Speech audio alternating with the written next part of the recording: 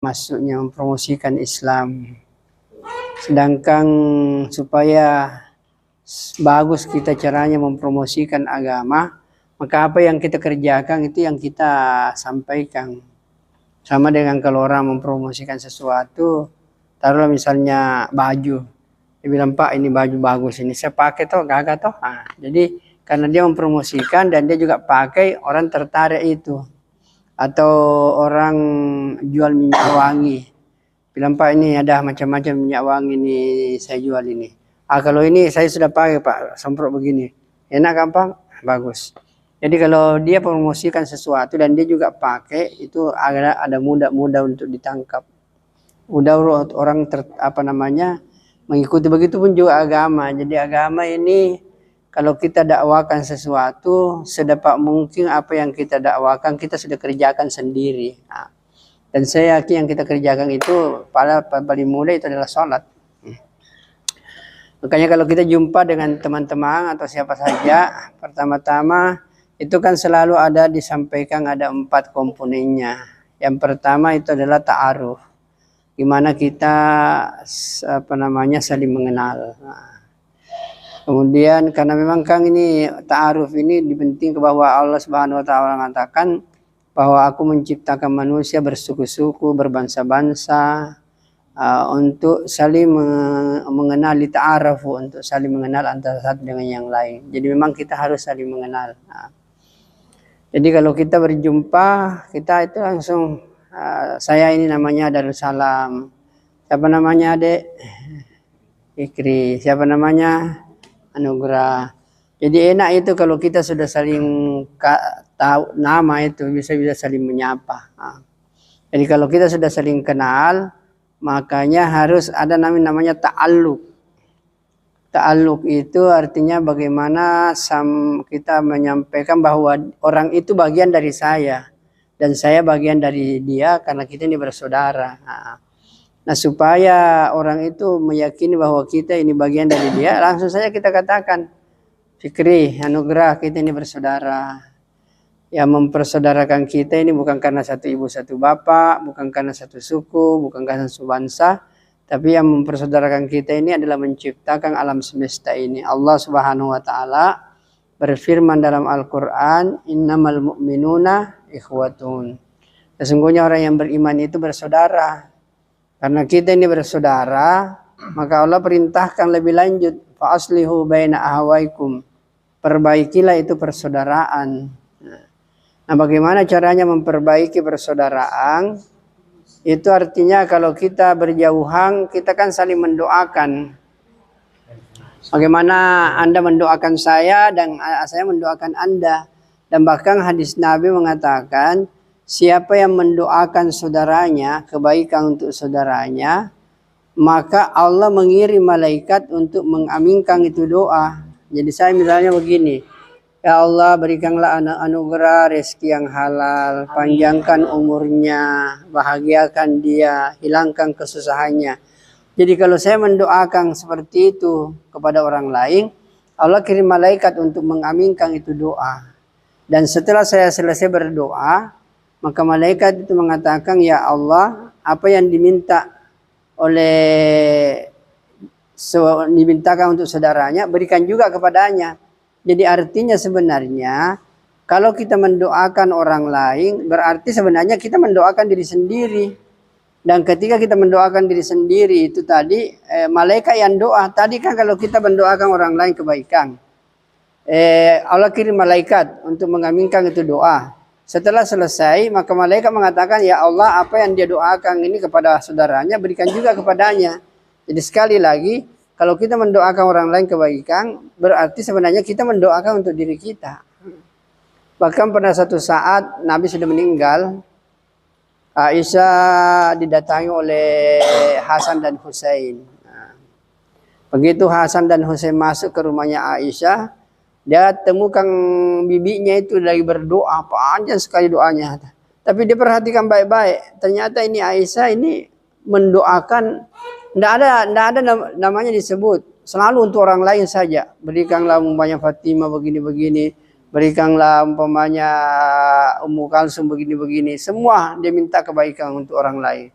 Setelah selesai Aisyah berdoa, baru datanglah itu Hasan Hussein. Bibi, tadi saya dengar Bibi berdoa. Tidak ada untuk diri Bibi. Bibi tidak memintakan doa untuk dirinya sendiri. Maka Aisyah menjawab, beginilah caranya Rasulullah Shallallahu Alaihi Wasallam berdoa. Nah kan Rasul kan hidup serumah dengan Aisyah, jadi dia tahu kalau Nabi berdoa itu tengah malam, itu tidak mendoakan dirinya, yang didoakan adalah umatnya. Bahkan Nabi mau meninggal dunia, yang didoakan itu ummati. Nah, jadi itulah pentingnya kita mendoakan orang lain kebaikan, supaya malaikat mengaminkan itu doa, dan malaikat mengatakan, ya Allah, apa yang didoakan orang ini berikan juga kepadanya. Nah, itulah pentingnya kita kalau berjauhan saling mendoakan. Kalau kita berdekatan seperti ini silaturahmi namanya. Dan intinya silaturahmi itu saling mengingatkan. Kita saling mengingatkan, juga saling mensupport, saling memberi semangat. Nah, saling memberi semangat, kita bikin suasana. Karena kan sebenarnya begini, kalau kita tidak bikin suasana agama, maka kita akan larut dari suasana yang orang bikin. Tapi kalau kita berusaha membuat di mana-mana bicara agama, di mana-mana bicara bagaimana mengagungkan Allah, bagaimana beribadah kepada Allah, maka situasi agama ini akan tercipta. Jadi jumpa dengan orang bicara agama, kita bersahabat dengan orang selalu bicara agama, mengingatkan mereka, saling mengingatkan. Jadi ini namanya kita saling mengingatkan, kita saling memberi semangat, kita saling memotivasi bagaimana kita bisa mengamalkan agama. Jadi itu manfaatnya kalau kita silaturahmi seperti ini, ya, saling mengingatkan. Kenapa mesti saling mengingatkan? Karena kita ini kan makhluk akhirat, tidak lama jika hidup di dunia. Paling kita hidup 60-70 tahun. Pasti kita mati semua. Apalagi seperti saya, kedua orang tua tidak ada. Ibu sudah meninggal, bapak sudah meninggal. Pasti saya yakin bahwa satu saat lagi saya yang akan meninggal. Nah, tapi yang namanya meninggal dunia ini kan tidak teratur. Kadang-kadang cucunya masih sudah meninggal, neneknya masih ada. Tapi kalau kelahiran kan berurut, mulai dari nenek, bapak, anak, cucu. Tapi kalau kematian tidak berurut.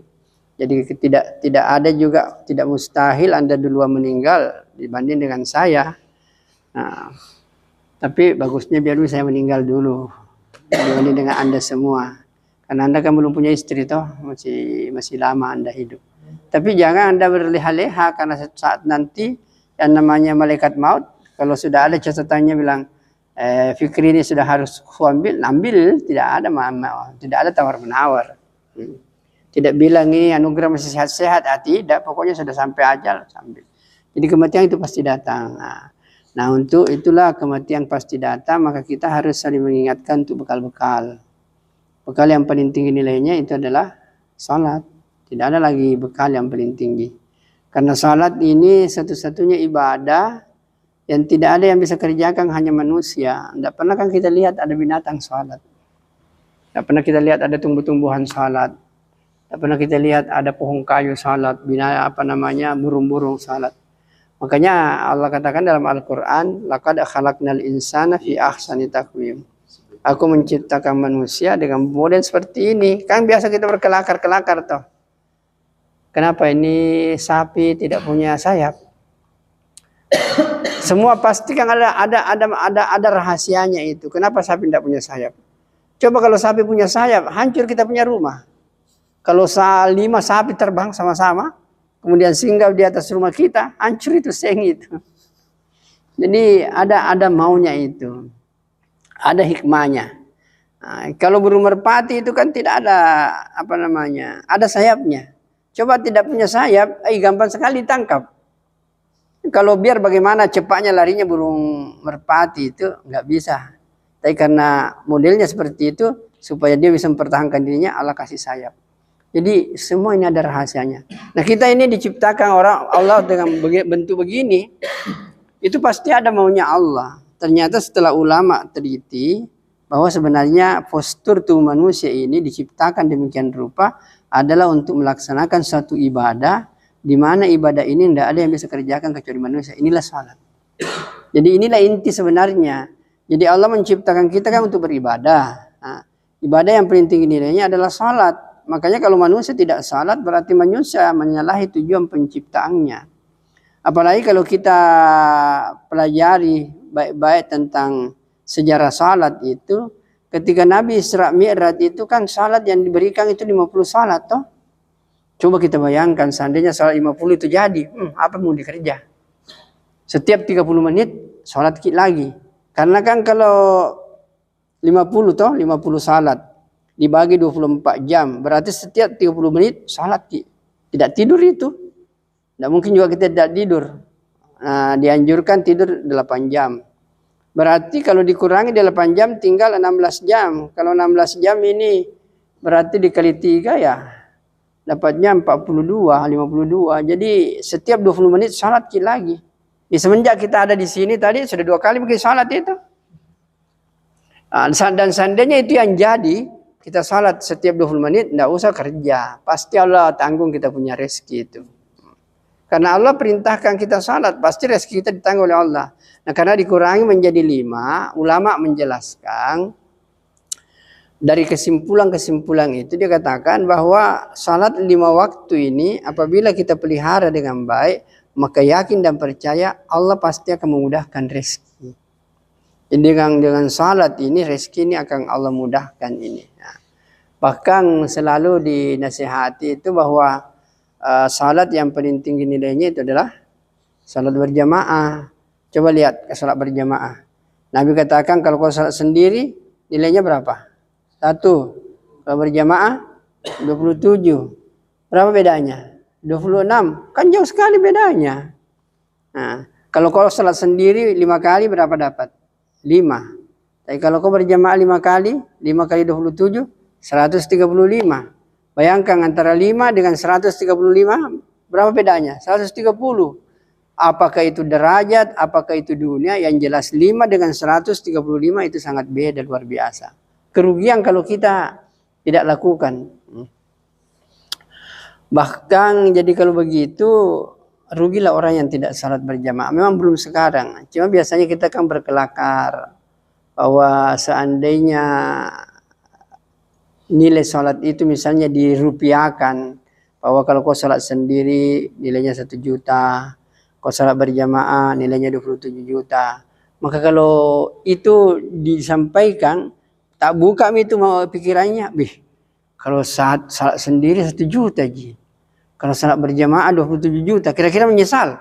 Pasti sudah menyesal. Apalagi kalau dia salat sendiri 5 kali, dia hanya dapat 5 juta. Tapi kalau dia berjamaah 5 kali, dia dapat 135 juta. Berapa bedanya? 130. Soal penyesalan yang luar biasa. Makanya ini perlu dipahami baik-baik bahwa orang yang tidak salat berjamaah, saya yakin dan percaya akan menyesal nanti di hari kemudian. Ketika pahala sudah diperlihatkan, dia tidak punya apa-apa. Nah, maka inilah pentingnya kita saling memberi semangat, memotivasi. Bagaimana kita ini menghidupkan salat ini dengan berjamaah. Karena inilah kekuatan Islam. Bahkan pernah saya baca buku keajaiban salat subuh itu. Di situ pengarang mengatakan salah satu di antaranya bahwa kita usahakan sekarang ini bagaimana salat subuh itu salat Jumat sama salat subuh sama dengan salat Jumat. Artinya ketika umat Islam misalnya kalau Jumat kan taruhlah misalnya masjid ini, kalau mungkin salat Jumat bisa muat sampai 300 orang. Seandainya salat subuh juga 300 orang, maka kehidupan ini akan berubah. Makanya sekarang ini kita harus saling mengingatkan bahwa ibadah yang paling tinggi nilainya adalah salat. Salat yang paling tinggi nilainya adalah salat berjamaah. Untuk itulah kita selalu kemana-mana menyampaikan ini. Dan mengajak saudara-saudara kita untuk memakmurkan masjid, menghidupkan salat berjamaah. Karena di sinilah kekuatan kita ini. Ketika salat ini bisa dilakukan dengan berjamaah. Bahkan keuntungannya juga ada itu dikatakan. Bahkan begini, ada ulama mengatakan bahwa kalau orang itu tidak melakukan salat berjamaah, berarti memang orang itu tidak mau masuk surga langsung. Satu hal yang perlu kita ingatkan. Kita ini kan orang Islam semua. Kita sudah mengucapkan syahadat toh. Orang yang sudah pernah mengucapkan syahadat, syahadu la ilaha illallah wa syahadu anna muhammadar rasulullah, kemudian orang itu tidak musyrik, yakin dan percaya orang itu pasti masuk surga. Jadi kita semua ini, kita harus yakin pasti masuk surga. Yang kita takutkan bukan tidak masuk surganya, yang kita takutkan jangan sampai transit di neraka itu ji.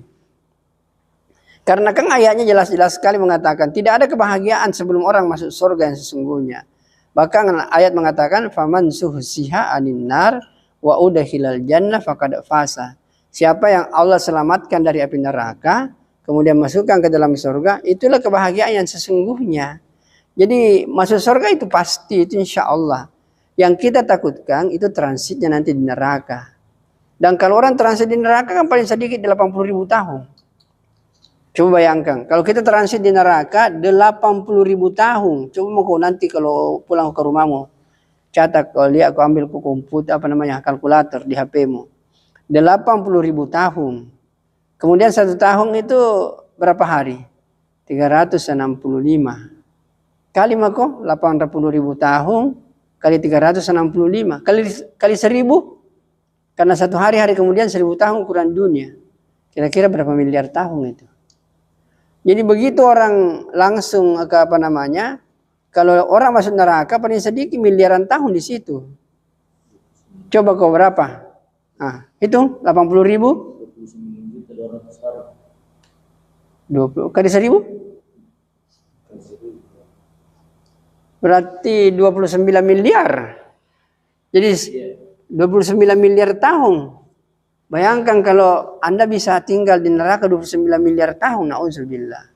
Kemudian coba perhatikan hadis Nabi supaya kita ini bukan takut-takuti, supaya orang tahu bahwa kalau dia tidak salat sungguh-sungguh, maka dia akan terlempar dalam api neraka.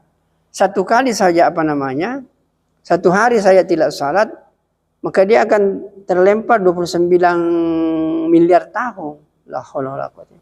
Dan Nabi katakan siksa yang paling sedikit di neraka memakai sepatu dari beli mendidih sampai di otak. Gimana yang besar-besar itu? Sudah injak panas itu mendidih sampai di otak. Gimana siksaan yang lainnya? Itu kan mestinya bikin kita sadar bahwa sebenarnya yang kita mau ini bagaimana lepas dari api neraka. Dan lagi-lagi Nabi sudah menyampaikan ada 2 hadis sangat penting untuk diperhatikan. Yang pertama itu Nabi katakan, siapa yang menjaga, ini hadis qudsi balik, siapa yang menjaga salatnya dengan berjamaah, maka aku akan memasukkannya ke dalam surga dengan jaminanku, itu kata Allah. Jadi siapa yang tidak menjaga salatnya terserah aku ampuni atau aku akan siksa. Tapi orang yang menjaga salatnya dengan berjamaah, aku akan masukkan dalam surga, kata Allah, itu dengan jaminanku. Bahkan hadis yang lebih spesifik lagi, Nabi sudah mewanti-wanti kita, man shalla lillahi arba'ina yauman yudrikut takbiratal ula lahu bara'atani, bara'atu minan nar wa bara'atu minan nifaq. Jadi Nabi katakan, siapa orang yang ikhlas betul-betul salat semata-mata karena Allah 40 hari. 40 hari itu berarti 1 hari kan 5 kali kita salat. 4 kali ini berapa? 200 ya. 200 salat. Jadi selama 40 hari kita nggak pernah masbuk. Begitu imam mengatakan Allahu Akbar, kita juga mengatakan Allahu Akbar. 40 hari lamanya berturut-turut. Nggak boleh ada yang selingi. Kalau umpamanya sudah 39, ketinggalan lagi 1, mulai lagi dari awal. Jadi ini 40 hari dibilang, itu mudah untuk kita katakan, tapi prakteknya itu luar biasa susahnya itu. Ada nggak sudah pernah di sini 40 hari berturut-turut nggak tinggal bersama imam? Enggak. Itu enggak sembarangan itu. Kalau orang enggak sungguh-sungguh susah dapat itu. Jadi, kemarin itu diskusi di kampus dengan kawan-kawan. Dia bilang bagaimana kalau sudah 40 hari orang berturut-turut salat berjamaah seperti itu. Saya katakan apabila orang sudah pernah mendapatkan salat 40 hari berturut-turut, enggak ketinggalan bersama imam, maka tidak ada lagi yang diperhatikan orang itu malah lebih perhatian terhadap salat. Bagaimanapun sibuknya dia akan pelihara itu salat. Maka 40 hari itulah langkah awal untuk kita melihat itu. Makanya coba ada namanya mafhum dalam mempelajari agama. Ada namanya mafhum mukhalafah. Artinya pemahaman yang berbeda. Artinya kalau orang itu tidak mau tidak berusaha dalam hidupnya untuk salat berjamaah 40 hari berturut-turut tanpa ketinggalan bersama imam, berarti orang itu memantau mau masuk dalam neraka, kan begitu logikanya. Ya ketika Nabi katakan kau harus salat 40 hari berturut-turut, tidak ketinggalan bersama imam, supaya kau bebas masuk neraka. Apa namanya? Masuk surga. Aku masuk surga dengan tersenyum-senyum. Artinya Nabi mengatakan kepada kita bahwa tolong capek ini. Kalau kau tidak capek ini berarti kau sendiri memang tidak mau masuk surga langsung. Itulah yang disebut dengan pemahaman yang berbeda. Mafhum mukhalaf, artinya kebalikan daripada itu. Jadi orang yang memang tidak ada kesungguhan untuk salat 40 hari, berarti memang dia mempersiapkan dirinya untuk masuk ke dalam neraka. Nauzubillah. Maka inilah yang perlu menjadi perhatian kita. Gimana? Coba bayangkan kalau umat Islam ini melaksanakan salat semuanya berjamaah 5 kali. Nah, tidak ada orang yang pandang enteng Islam. Jadi kenapa kita dipandang enteng di obok? Karena salat ini enggak, yang merupakan tiang. Kan namanya agama tiang. Salat itu adalah tiangnya agama. Yang namanya tiang, kalau tidak ada tiangnya nggak bisa berdiri. Bangunan nggak punya tiang nggak bisa berdiri. Rumah nggak punya tiang nggak bisa berdiri. Artinya kalau salatnya orang tidak ada, maka tidak bisalah berdiri itu agama. Bahkan ada mengatakan begini, bahwa bagaimanapun semua ibadah ini kita kerjakan, itu nggak ada nilainya kalau tidak ada salat. Jadi puasa itu 0, zakat itu 0, baca Quran 0, kalau tidak ada salatnya. Salat ini angka 1. Kalau angka 1 ini tambah 1 0 berapa nilainya? 10. Tambah lagi 1 0, 100. Tambah lagi 1 0, 1000. Jadi semakin banyak ibadah-ibadah yang kita kerjakan, itu akan bernilai, tapi ada salat. Tapi kalau salat tidak ada, satunya tidak ada, 0 0 ini 1000 0 tambah 1000 0 berapa? 0 juga. 1 triliun 0 tambah 1 triliun 0, 0 juga. Nah, makanya ini harus ada angka 1.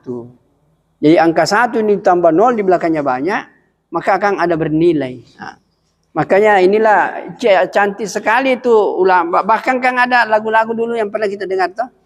Walaupun hidup 1000 tahun, kalau tak sembahyang apa gunanya? Walaupun hidup 1000 tahun, kalau tak sembahyang apa gunanya? Jadi kita dengar itu lagu, biar hidup 1000 tahun tidak sembahyang nggak ada gunanya. Kau puasa, kau baca Quran dan lain sebagainya. Makanya ini pentingnya kita saling mewanti-wanti lah bagaimana supaya salat ini kita kerjakan dengan baik. Jadi itulah poin-poin pentingnya itu. Jadi pertama tadi itu adalah perkenalan. Kedua, at-ta'alluq itu bagaimana orang itu menganggap dirinya bahwa kita bagian dari dia dan dia bagian dari kita. Nah, itulah bersaudara. Kemudian yang selanjutnya itu adalah targhib, memberi kabar gembira kalau kau salat seperti ini, pahalanya seperti ini ya. Kemudian taskil itu tadi gimana mengajak mereka untuk mengerjakan ini salat. Itulah poin-poin penting yang harus selalu disampaikan. Dan biasanya lebih bagus sebelum kita ini satu dan memang sudah terbukti bahwa kalau Anda mau berbicara kepada seseorang itu lebih baik itu Anda mau ceramah kah atau mau apa, Anda harus ungkap tentang kehebatan Allah dulu. Gimana Allah hebatnya, Allah Maha Pencipta, Allah Maha Pemelihara, Allah Maha memberi rezeki dan lain sebagainya. Jadi semakin kita banyak membicarakan tentang kehebatan-kehebatan. Jadi kalau jumpa dengan orang gimana ya, bagi saudaraku ini, Allah ciptakan kita ini dengan model seperti ini bentuknya. Gimana Allah? Bahkan pencipta manusia ini luar biasa hebatnya. Dari air yang setetes 40 hari jadi darah, 40 hari jadi daging, kemudian dibentuk jadi manusia. Setelah kita lahir di sini luar biasa kan. Jadi bagaimana Anda maksud dia kalau nggak kita dari air kemudian bisa jadi seperti ini? Apa itu bukan keajaiban? Kayak itulah poin-poinnya. Jadi ada yang mungkin bertanya-tanya gimana? Jadi itulah poin-poin penting. Yang pertama saling kenal. kemudian saling apa namanya ta'alluq supaya dia menganggap bahwa kita bagian dari hidupnya. Kemudian kita targhib, saling memberi harapan-harapan gimana masuk ke dalam surga. Kemudian ajak mereka untuk mengamalkan agama. Nah, itulah poin-poin penting dimanapun kita berada. Itu kita harus sampaikan. Itu poin-poin. Nanti kalau jumpa-jumpa dengan orang bisa dipersingkat-singkat dan bisa Anda bisa tambah-tambah. Ah, yalah. Baik. Apa? Ada yang bertanya? Tinggal dipraktek ya. Baik. Saya pikir cukup untuk saya ini. Nanti kalau siapa lagi mau praktek, kita cukupkan. Subhanakallahumma wa bihamdika asyhadu an la ilaha illa anta